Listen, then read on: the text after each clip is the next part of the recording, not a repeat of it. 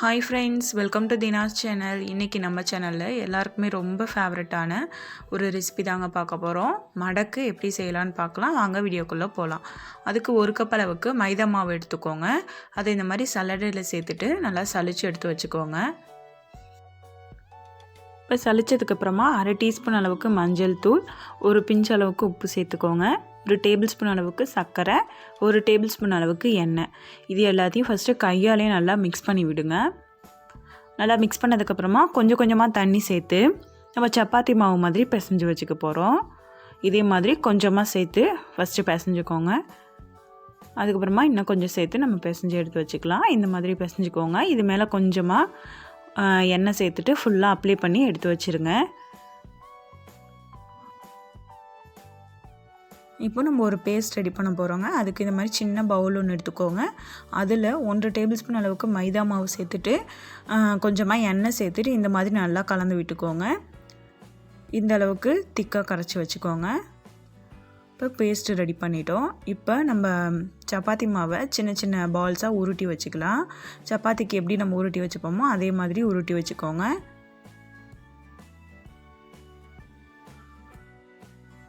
இப்போ ஒரு சப்பாத்தி கட்டையில் கொஞ்சமாக மைதா மாவு சேர்த்துட்டு இதை ஃபுல்லாக அப்ளை பண்ணி விடுங்க.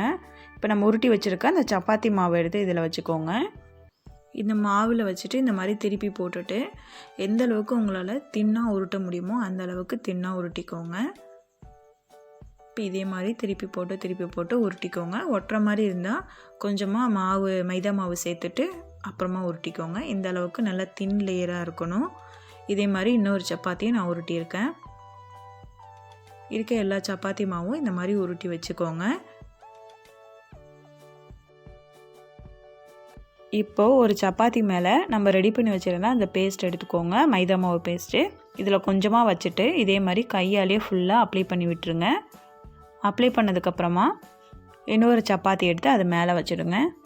இப்போ ஃபுல்லாக நான் அப்ளை பண்ணிட்டேன். இப்போ இன்னொரு சப்பாத்தி எடுத்து மேலே வச்சுட்டு இதே மாதிரி அது மேலேயும் கொஞ்சமாக இந்த பேஸ்ட் வச்சுட்டு ஃபுல்லாக அப்ளை பண்ணிவிட்டு இருக்க எல்லா சப்பாத்தியும் அதே மாதிரி செஞ்சு எடுத்து வச்சுக்கோங்க. திரும்பவும் இதே மாதிரி வச்சுட்டு இந்த மாதிரி ஃபுல்லாக அப்ளை பண்ணி விடுங்க.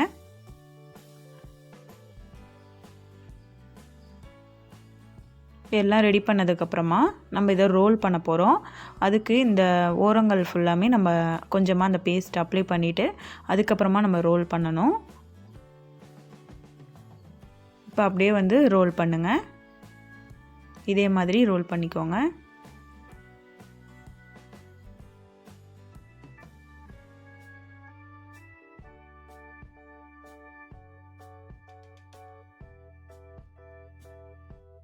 இதேமாரி ரோல் பண்ணதுக்கப்புறமா அந்த ஓரங்களையும் இந்த பேஸ்ட் வச்சு நல்லா ஒட்டி விட்டுருங்க.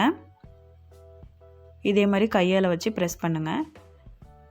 இப்போ நம்ம கட் பண்ணி எடுத்துக்கலாம். இந்த ஓரங்களை ஃபஸ்ட்டு கட் பண்ணிவிட்டு அதுக்கப்புறமா ஒரு 1/2 இன்ச் சைஸ் அளவுக்கு எல்லாத்தையும் கட் பண்ணி எடுத்துக்கோங்க. இதே மாதிரி கட் பண்ணிக்கோங்க. இப்போ இதுலேருந்து ஒரு மாவு வந்து நம்ம உருட்டிக்க போகிறோம். இதே மாதிரி நீல வாக்கில் உருட்டிக்கோங்க. அதே ஷேப்லேயே நமக்கு கிடைக்கும். பாருங்கள், உருட்டியாச்சு. அதே மாதிரி இன்னொன்று நான் உருட்டி காமிக்கிறேன். இதே மாதிரி நீல வாக்கில் உருட்டிக்கோங்க. இப்போ எல்லாத்தையும் நான் உருட்டி எடுத்து வச்சுருக்கேன் பாருங்கள் ஒரு பிளேட்டில். இப்போ இது வந்து அப்படியே இருக்கட்டும். நம்ம சுகர் பாகு ரெடி பண்ணிக்க போகிறோம். இப்போ ஒரு கடாயில் 1/2 கப் அளவுக்கு சுகர், 1/2 கப் அளவுக்கு தண்ணி ரெண்டுத்தையும் சேர்த்துட்டு நல்லா கலந்து விடுங்க. அது கொஞ்சம் நேரம் கொதிக்கட்டும். இந்த மாதிரி கொதித்ததுக்கப்புறமா வாசனைக்காக ஒரு ஏலக்காய் சேர்த்துட்டு இன்னும் கொஞ்சம் நேரம் நம்ம கொதிக்க வச்சுக்கலாம். இப்போ தொட்டு பாருங்கள், ஒரு பிசு தன்மை வரும். அது வரைக்கும் நம்ம இதை நல்லா கொதிக்க வச்சுக்கலாங்க. இப்போ அந்த ஸ்டேஜ் வந்துருச்சு. ஸ்டவ் ஆஃப் பண்ணிவிட்டு நம்ம எடுத்து வச்சிடலாம். இப்போ வந்து நம்ம அதை உருட்டி வச்சுருந்தோம் இல்லையா, அதை பொரித்து எடுத்துக்க போகிறோம். இது மாதிரி எண்ணெய் வந்து நல்லா சுடு பண்ணிக்கோங்க. இதை சேர்த்ததும் லோ ஃப்ளேமில் வச்சுட்டு இதை நல்லா வேக வச்சுக்கோங்க. அப்போ தான் உள்ளெல்லாம் நல்லா வேகும். இதே மாதிரி திருப்பி போட்டு நல்லா வேக வச்சுக்கோங்க. நம்ம போட்டதும் அது வந்து மேலே வரும். மேலே வந்ததுக்கப்புறமா இந்த மாதிரி திருப்பி போடுங்க. இப்போ நல்லா வெந்துருச்சு. இதை எடுத்துட்டு திரும்ப இன்னொன்று போட்டு காமிக்கிறேன். இதே மாதிரி நம்ம போட்டதுக்கப்புறமா உடனே வந்து மேலே எழும்பி வரும். இதே மாதிரி இருக்க எல்லாத்தையும் நம்ம எண்ணெயில் சேர்த்து பொரித்து எடுத்து வச்சுக்க போகிறோம்.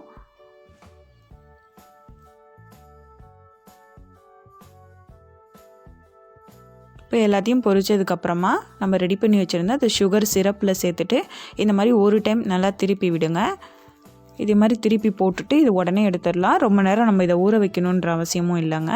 இதை உடனே நம்ம எடுத்துடலாம்.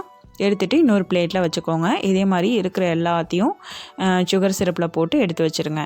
இப்போ எல்லாத்தையும் நான் எடுத்துட்டேன். எவ்வளோ சூப்பராக இருக்குது பாருங்கள். இதே மாதிரி நீங்களும் ட்ரை பண்ணி பாருங்கள். எப்படி இருந்துச்சுன்ற ஃபீட்பேக்ஸை கமெண்ட் செக்ஷனில் கமெண்ட் பண்ணுங்கள். இந்த வீடியோ பிடிச்சிருந்தா லைக் பண்ணி ஷேர் பண்ணுங்கள். மறக்காமல் சப்ஸ்கிரைப் பண்ணிக்கோங்க. Thank you friends.